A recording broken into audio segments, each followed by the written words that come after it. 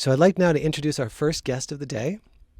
She is an absolutely amazing woman that I've had the privilege and levels in public speaking and sharing what she created as personality Lingo, which is a personality temperament theory profile system, similar in many ways to things like Myers-Briggs and based primarily on the Jungian archetypes. She wrote the book Personality Lingo several years ago and has toured all across the country and the world and given talks, speeches, and workshops for companies such as Kellogg's, Microsoft, Pfizer, some of the big boys out there. She's an incredible dynamic woman, and she also happens to be my beloved. So I thought I would just come right out and say that right out of the gate. This is going to be really special for us. We talk about these things, what we're about to share with you today, all the time, but it's really, really fun to be here in like a studio environment and get to share these ideas and concepts with you. More importantly, though, Mary Miscisin has an alter ego. She goes by Mary Dancer on any given day that we know her. And throughout many, many years, she has just thrown herself completely into the idea and the ideals and the love that is the conscious dance community of the world.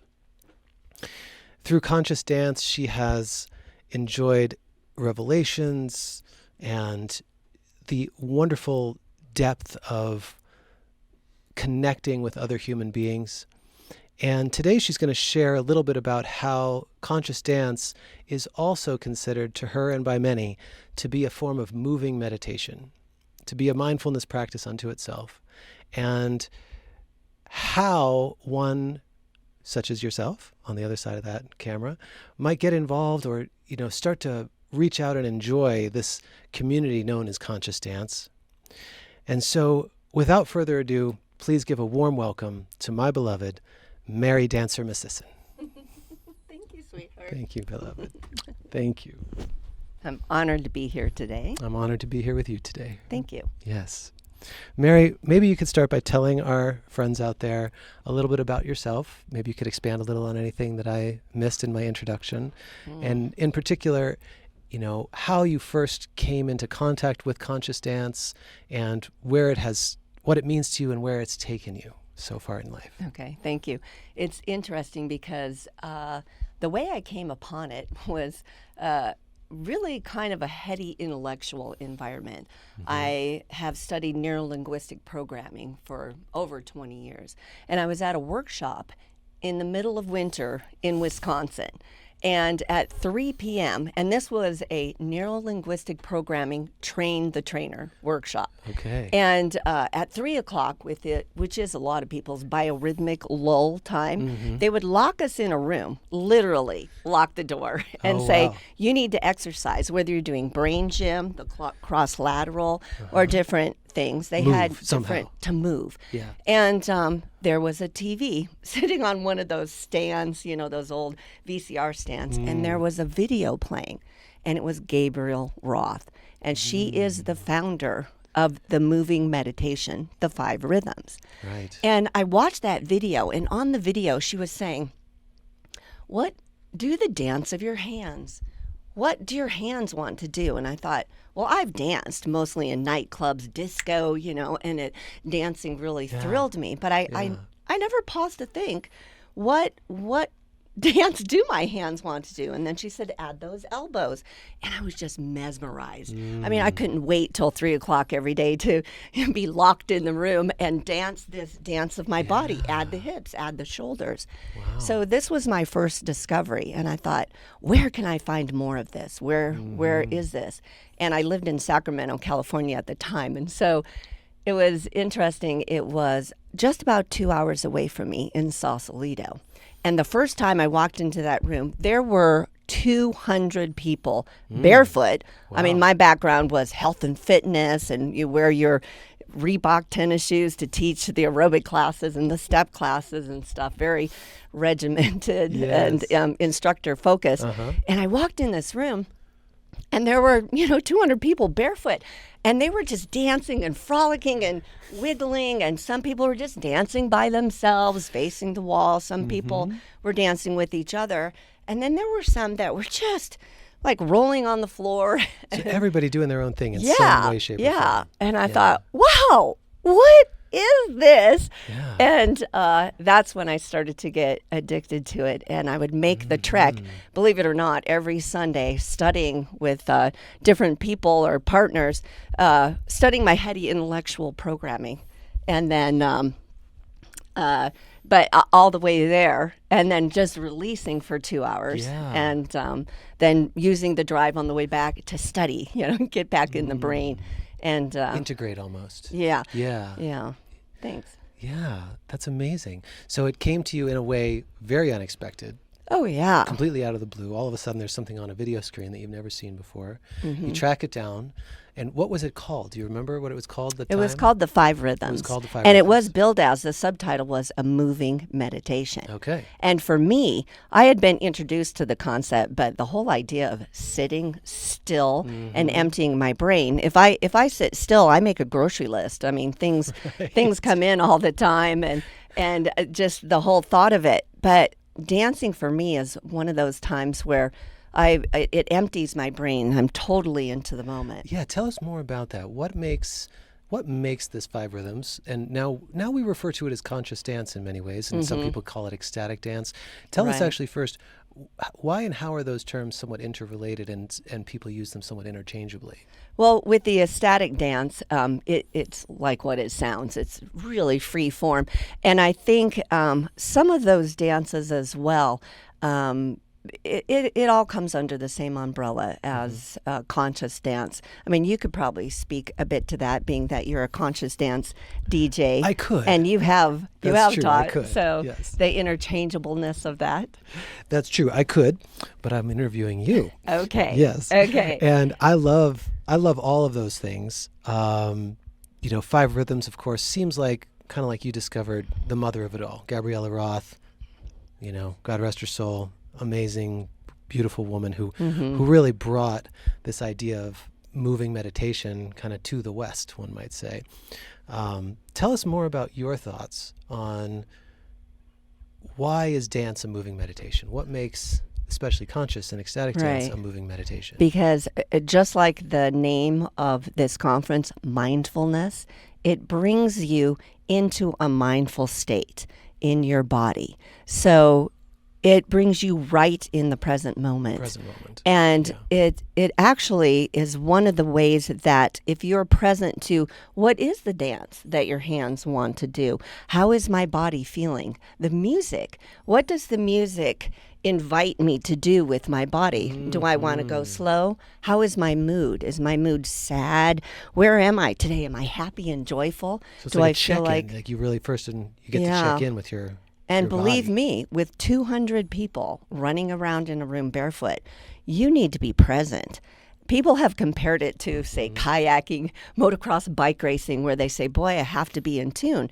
Because you can take your 5-foot little space, your safety space, and really just jam into your own meditation there. Or if you want to bring it up a notch, you can choose to find the spaces between people. And that really brings my brain right to what's happening. I'm dancing with the energies in the room. The spaces in between, one might say. Yeah, I love this. This is amazing. Tell us about how you get to release and let go, or what is it about dance that kind of brings you further into this? Yeah, for one, and we talk about dropping into a dance. It's a term that I use a lot, to drop into a dance. And so you mentioned release. One of the best ways, which we could probably use right now, is to just wiggle and bounce.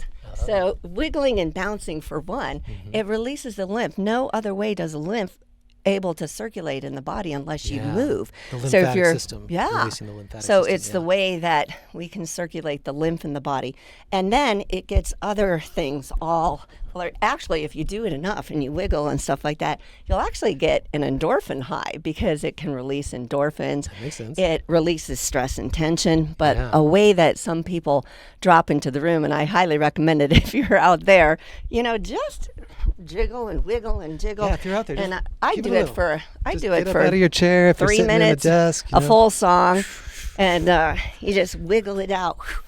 Yeah. And it just brings you back into your body. And being the personality person that I am, the specialist, for different people, some different personality types, especially introverted, have a tendency to live in an internal thought world in their head. And it brings them out of the brain and the analysis paralysis and into the physical of your body. So you're paying attention. Wow, I have this little something going on in my hip. How can I move to like shake that out of my hip? Yeah. Oh, I need to breathe. Let's expand that chest a little and bring it in. So it brings us into our body and into this present moment. Excellent. Yeah. You know, since you mentioned it a second ago, I know we were maybe thinking of talking about this later on, but I love the segue right now. You mentioned your personality. Yeah. Tell us a little bit about personality lingo, and just give us the quick version of what you've developed in that regard, and then maybe you can kind of start to tie it in to the various personality types and how they would benefit from something like ecstatic or conscious dance. Thank you for that. The reason that I call it personality lingo is it is a language of saying personality. For instance, the 4 temperaments, which are based on the Jungian temperaments, and they're also embedded in the Myers-Briggs. It's interesting how introvert extrovert was where the Jungian started, Carl Jung. And he said everybody either has an orientation to the outside world, to interject, to organize, and be able to gain energy by the outside world of people and things and activities. And then there are those that energize more internally. They recoup their energy, thoughts, ideas on the inside. So that's where he started. Right. And any personality has kind of a range of extroversion, and I'm way here on the range of extroversion. Right. And there are folks that are way here, and I've been in partnership with introverts way on this end. Right. And so there's a balance of being drained by being with each other or others and different activities. And when it comes to the dances, whether it's a static dance, conscious dance, or now open floor is what the 5 rhythms has kind of morphed into. And so the introverts themselves, it is an internal process. I mean, you can close your eyes and dance. You can just dance your own thing and take your space and, ground into where your strength is. And then to start to stretch, to say, okay, how can I interact without personality interacting? This is the thing about conscious dance, is that it really is about dancing with the energy of that being. Not like, hi, do you like me? Smile. I mean, we can, we all do some of that and we go, hi, I know you, and we get a hug. Right. But really the whole idea is to not be out here in your head. What do you think of me? How's this dance move? Am I too close? Am I too far? But to really tune in to, you can tell if you're too far. You can see those little subtle nuances if you tune in. And so that's what the mindfulness is. Not only a mindfulness tuning into yourself, but the collective. And I think that's where the magic is tuning into the collective. And it starts with another person or the person across the room. Right. And so it's almost instinctual. You end up moving in a group, not because you're trying to move with the group, but because the group is almost moving you, and you're finding ways to find the spaces, or if you do engage with another person, perhaps even like make some eye contact, but you could almost kind of lose the contact and just be in that physical body form. That's well put. Right. And the eye contact, I'm glad that you mentioned that, because the eye contact is about consent. Like, is it okay for me to dance in with you? Right. And you can tell, if they're like pulling back or saying no, or they put up their stop hand, then they're not up for engaging. But yet if you get that signal, that's where the eyes drop, because then you start to dance with body parts and energies and stuff. And a lot of conscious dance encourage not looking people in the eye for eye contact. They want to dance with a back body or a side body, or go levels and down, and find the spaces around each other. And so extroverted personality really can walk in that room and go, wow, 200 people. This I is my love favorite it." place. Yeah. Yeah. How do I dive in? And the introvert might walk in, and I've had friends walk into an ecstatic dance or conscious dance and went, oh my gosh, 200 people, not for me, never mind. And Right. but then seeing the benefits, I've had people who have had partners who've died, they've gone through, fires, different, all kinds of things. And they said the dance really saved their life. It brought them back to what was important and brought them back to their present and themselves. So I remember one person in particular, a friend of mine, that walked into the dance and just went, oh, no, not for me. You're extroverted. I can see why you like this, but this is a whole lot of people and a whole lot of energy. Right. But then wanting the benefits, one day walked in and said, okay, I'm just going to stay in the corner and I'm going to watch. Right. So they stayed in the far corner. It was in Yeah. a gymnasium. Yeah. And this person just watched. And they thought, wow, people are just doing them. Some people are just wiggling. Some are standing still. Some are sitting. Some are actually leaning and touching on each other. And so, they stepped out a little bit from their corner, and then they're like, oh, not ready to be out in the crowd. So this person actually turned around and danced towards the wall. Yeah. Tried to find his own rhythm. Where am I in this? So sometimes closing the eyes or facing the wall, where But he you was still can drop moving. the He was still self-consciousness. in the movement. Yeah. Yep. Yeah. And it's interesting because when some people walk in the room at first, they're kind of self-conscious, like, what do I do with my body? What do I do here? How do I fit in? And especially the heady intellectuals will say the thinkers. So the personality styles would be connectors, movers, thinkers, and planners. And thinkers spend a great deal of time thinking about things, analyzing, problem solving, figuring things out.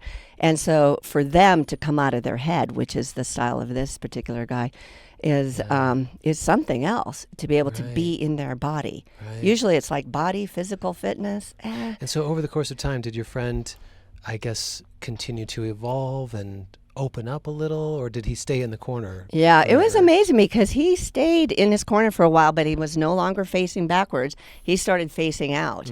And then he would wander out, but he stayed in like a 5-foot vicinity for a while. Hey, speaking of which, take Yes. a half a step forward. It'll look better on camera for us to Okay. not be quite so close to Okay. the wall. Thank Yes. you. Perfect. And then, so he stepped out, and he had about a 5-foot radius. But what begins to happen is the group begins to welcome you in. They're like, okay, he's ready. The group honors people a lot. They Like do. they'll say, okay, they're in their own dance. They're in their own process. We're going to leave them alone, although we sure want to dance with you. One day you'll be with us. So once as they he say. started facing out, people would sort of dance around just to see his yes or his no.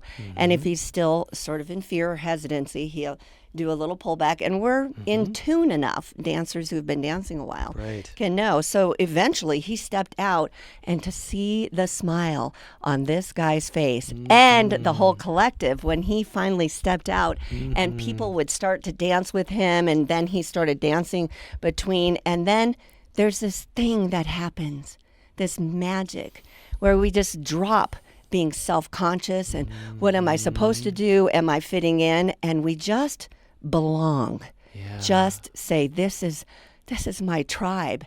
And a lot of people cry. It's very cathartic after a dance to cry. Some laugh uncontrollably.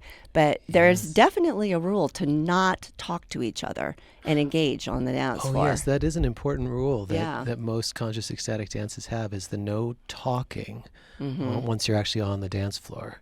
Yeah. Right? That's an interesting thing to speak of. How do you feel about that? Oh, it's so important for you to have your own experience and me to have mine. And we'll pull you straight out of mindfulness into thinking about a conversation or talking Right. to have the conversation. Yeah, as soon as you Yeah. start talking, you're immediately out of And even the moment, hearing other right? people talk about stuff, it's very distracting. And Yes. some people call it their dance church.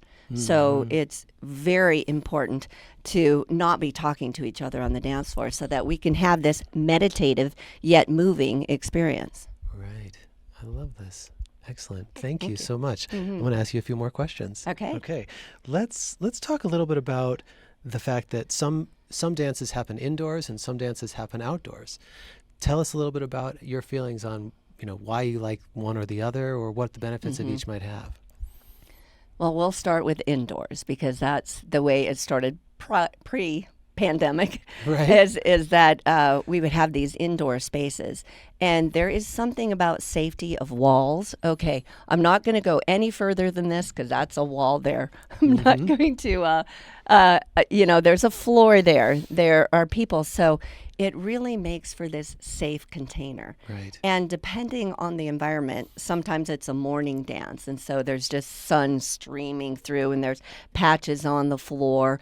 And the energy stays very contained. No talking in the room whatsoever. I mean, you have to leave in order to be able to talk. You can go to the bathroom and stuff like that. Right. They say take conversations outside. Yeah, outside. Right? Yeah. And so there is something about being in the indoor environment that just feels this safety and security, and it builds this energy or this hive or tribe of energy that's very I want to say focused. Focused. That's I a good want to word. say intense, but it seems like intense could mean Right.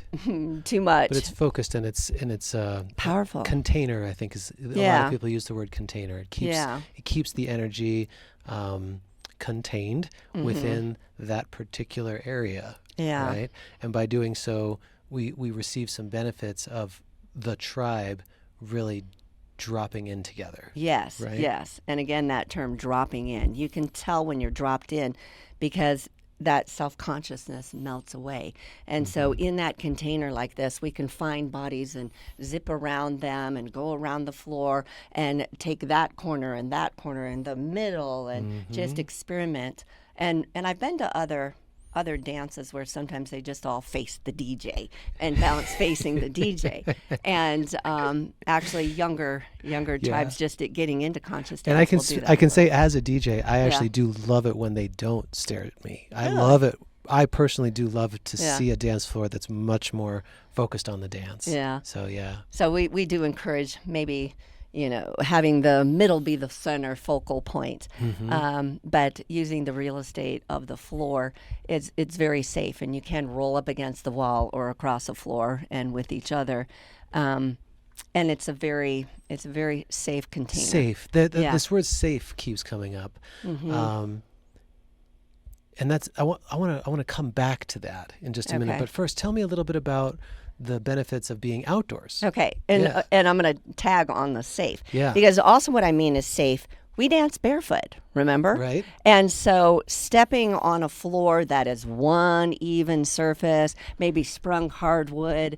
I remember the first time dancing and thinking, no tennis shoes? What are we doing? I was taught strictly in the fitness industry that you never will hop around barefoot, let alone for 2 hours. Isn't it interesting how things change over time? Yeah, All this and now my advice we feet, get. I can dance for 4 hours barefoot on a wooden floor and not feel, my feet hurt. Yeah. It's beautiful. So outside, it does add an element, and I see people dance barefoot outside a lot. And I do like to dance with the terrain, but I still have kept my shoes on because they'll be, let's say, dancing out in the Red Rocks of Arizona. There's this beautiful place in Sedona, Yavapai Point, Yes. Yavapai That's our Vista, spot. and it's on Tuesdays. And Currently Tuesdays at 5:00, going until about 8:00. But so there- yes, Yavapai Point. We'll get you some information in the text box for that. there are too. definitely rocks. I mean, we're dancing on red rocks, and it can become a part of the dance, that mindfulness again. Oh, Not popping out of yeah. a meditation, but adding another element and going, oh, there's a rock, there's a crevice. How do I dance around this sandy thing? Ooh, sand lets me wiggle. This is really cool. So it adds this element. The other elements that I love about dancing outside, depending on the time of day, Yeah. is you can cast a shadow. And that shadow Oh, that is fun. will dance with you. Yes. It dances your dance. It always sticks with you and does what you want to do. And it's like a perfect dance partner Yeah. when you can dance. It is Sometimes there'll super be fun 3 to or dance 4 to of us shadow. all shadow Yeah. dancing, Yeah. with Hey, our shadows and each other. expand on that a little bit. We hear in the conscious dance community this idea of dancing our shadow, actually. And, maybe you could relate that in a little to like the personality styles and how, some people might bring their shadow elements to the dance in order to come up against their own edge and then hopefully make a breakthrough. Like the places that we really that we have our deepest shadows are also our deepest breakthroughs. Can you expand on that a little bit? Yeah, we'll start with the one that I mentioned about the thinker who is a very introverted thinker. Some strong personality traits usually are heady, intellectual. They like to problem solve, fix things, figure things out. They also, competency is their driving core value. So you can imagine free form improv to be competent. Where's the instructions? What do I investigate? How do I do that? They really have to tune in to themselves or the higher consciousness or the collective, because it's not something you can study on the internet. It's not some research that you can find. Yeah. So to be able to go and be embodied, because a lot of times there's this rich inner world. And so for the thinker style, they are able to get out of this analysis paralysis loop that they can get into. And it's such a relief. And that's why I think it's so powerful as a meditation, because the style of thinker, when they do this moving meditation, I will hear them so many stories about what it's done for them, or that they've had something looping in their brain and it just lets go. And another thing, they're very into logic, and so emotions can actually scare them or bother them. They go like, ugh, how they say still waters run deep. This would be a thinker style who really likes to keep it all contained on the inside. There are other styles like the connector that will wear their emotions on their sleeves for everybody to experience with them. Yes. But thinkers, for the most part, like to keep it in and contained. And being in a dance environment that way, if they're being sad and you're wiggling and jumping and something's happening, and then especially if a certain kind of music comes on, the floodgates can open. And there's also so those places of pent-up frustration or whatever's kind of pressing on them from the outside world can finally come breaking release. loose. And it is a release valve for them to let go of those thoughts that have been looping, or that pros and cons list that they've been agonizing over, or the research. It gets them more in tune with their intuitive side. Right. Yeah. So would it be said that the dance, you have the 4 personalities, right? Mover, connector, planner, and thinker. And could it be said that all the different, no matter what personality you are, the dance will benefit you? Yeah, and we'll start with in another one ways. that it stretches their comfort Right, zone. stretch it. Yeah, so the next some one would stretches be their comfort zone. Some they fall into it because it's their first love. Yeah, and like could me be a popping into spectrum that of room anywhere and going, in between. wow, look at all these people. So the planner style is just what it indicates. Somebody who likes to plan ahead. They do have their to-do lists, and even more joyful than accomplishing or writing something on their list is crossing it off. They just love taking care of those responsibilities. In fact, that's their driving core value. What should I be doing right now?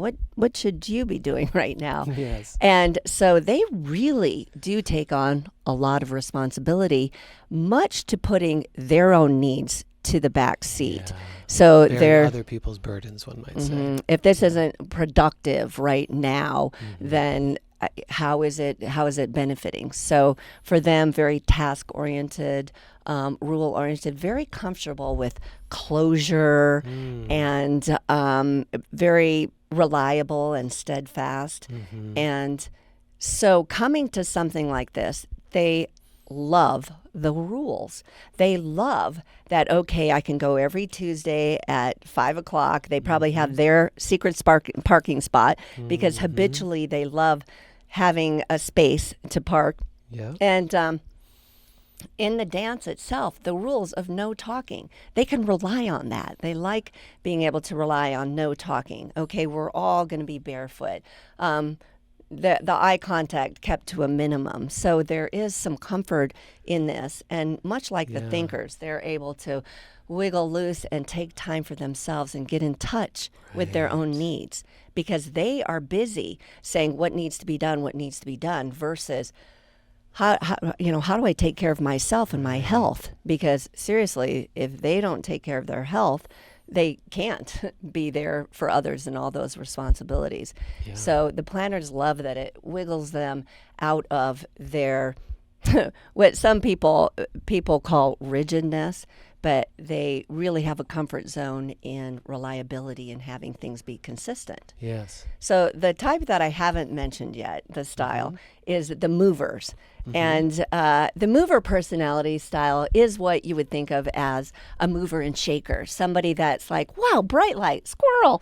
So it's like, oh, shiny bright things, wherever the shiny bright things. Yes. So they love an adrenaline rush. They like risk taking, kind of being on the edge, fun opportunities. They just don't want to miss out on FOMO anything. YOLO thing. Oh, definitely. Yeah. And they will book themselves 5 appointments in a row or 5 activities and go, wow, I think I'll do a little bit of that, a little bit of that, a little bit of that. And they really are great troubleshooters, multitaskers. And so just think, their core value is freedom. So they do want the freedom to move the way they want and do whatever they want when they want, to jump large, to be small. Just the spontaneity and the freedom of that is like their number one driver value. Yeah, so you can imagine go ahead. stepping into a room like that. It's like, wow, I can navigate through these people and around here, and let's see if I can dance like this.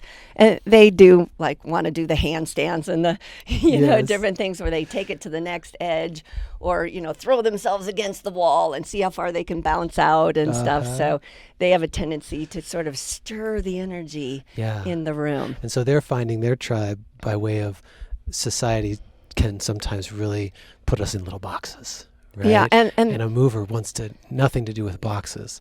So if you're a mover, dance really speaks to you, because all of a sudden there's this whole world of just no box. Yes. No more box. Yes. Yeah. And there are parameters, and when we're talking about outdoors, there's even less of a box of a container, so they're drawn to that as well. But movers, it is their natural thing. And so when we're talking about boxes, sitting still and emptying their brain would not be their thing as a meditation. So I would say the moving meditation is built for movers in mind, extroverted movers, as a matter of fact. And so how do they stretch their comfort zones, right? How do they go the opposite? Yeah. And I know we're going to talk about this later. I'm excited. Being a mover. I think you should just go right now. Tell us exactly where we're going. So we've signed up for a 10-day silent meditation retreat. We have. And just to kind of put a little sparkle on the top of what Mary was just saying, to make sure that you guys got it, if you haven't noticed already, Mary is the classic mover connector who loves to dance because it's, no box. Right? Yes. And no sitting still and none of that. So you could say that the dance is your natural place to be on any given day. And it might be that way for other people such as yourself, but maybe not so much for those thinkers and planners out there. So folks like you and me, to a certain degree, because I'm really kind of right there with you on the mover connector thing, for us to stretch our mindfulness and our practices of meditation, we need to kind of go the opposite direction. So tell us what we're doing next week, Mary. So much the opposite of my personality style, we have signed up for a 10-day silent meditation retreat in which we're not allowed to look at each other, stay in the same room, dine, talk to each other. And there will be a lot of sitting still meditation practices, yoga, and things that will bring me back to my center in a different way. And I'm actually looking forward to feeling what that feels like and stretching that, because there is something, the way a mover is put together, that feels like a loser pretty much if they're not always doing something and moving and doing Right. stuff. It's like, what's wrong with me? There's something wrong. So in this way, it pretty much gives us full permission to just relax and be and come into center. So much like a thinker and a planner would really benefit from the moving meditation, a mover would definitely benefit, and we're going to find out. Yeah, we're going to give it a shot. Yeah. I mean, it's a commitment. You know, we've got 10 days silent meditation at an amazing place here in Sedona. Satya Sedona Retreats. If you guys are interested in learning anything more about this, our dear friend Satara is hosting it. Hopefully, John, you can maybe put a link in the comments of the Zoom or something like that for Satya. us. He's got it up there right he's now. already got it. Beautiful. So if you guys are interested in that, we've got some links in there too. Also, just since we're on that topic of little plugs, if you're in the Sedona area or plan to be in the Sedona area, go to Facebook and look up Conscious Dance Sedona. That's the site, the page that Mary and I host. And we currently offer it once a month at Sun Moon Studio on the second Saturday. That's our closed indoor container that we have a big sound system and some lighting, and it really feels like an amazing, dance party combined with all of this wonderful conscious meditation that we're talking about. And then also Tuesdays on the Rocks, which is out at Yavapai Point, currently this time of year, 5 to 8, basically right around sunset. And that's a very different container, very different thing, a lot more.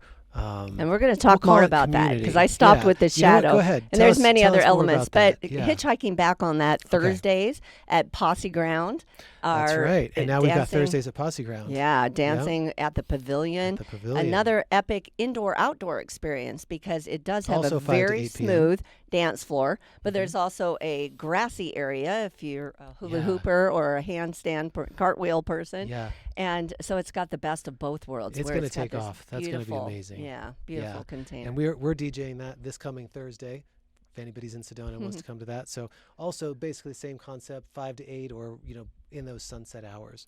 And so one more. Yeah, go Let's ahead. not forget Let us not Sunday forget. mornings. Oh, of course. Oh, the classic yeah, of it all. they here in started Sedona. it all. They started it all. And that one is called Ecstatic Dance, That right? one's called Ecstatic Dance. Yep. Yeah, and that's 11 to 12:30 every Sunday. So the At Sun Moon consistency of Studio. that is Yep. beautiful. They rotate instructors, but yet you can count on it's going to be Sunday morning, 11 to 12:30. Yep. And that's also at Sun Moon Also Studio. at Sun Moon. Yeah, And it's so beautiful. Sedona has really become quite the dance mecca. We have dance almost every night or day of the week. And it's expanded even so far to where some of them, such as the one at Yavapai in particular, has gone beyond just the meditation and dance practice into very much a community just gathering. It's almost like picnic on the rocks, and it's so fun. And I suspect our pavilion dance on Thursdays is going to become very similar, in that it's just going to be a hugely wonderful community gathering. And yeah, really looking forward to the Thursdays. It is taking actually off. what drew me Yeah. to Sedona in the first place. I came in the middle of the pandemic, and there was this beautiful dance happening, and I went home and packed up and moved here. And that's how we Because met, it sort is of. my meditation. It has saved my life dancing that way. Yeah. So I'll go back over to dancing outside, especially in Yavapai.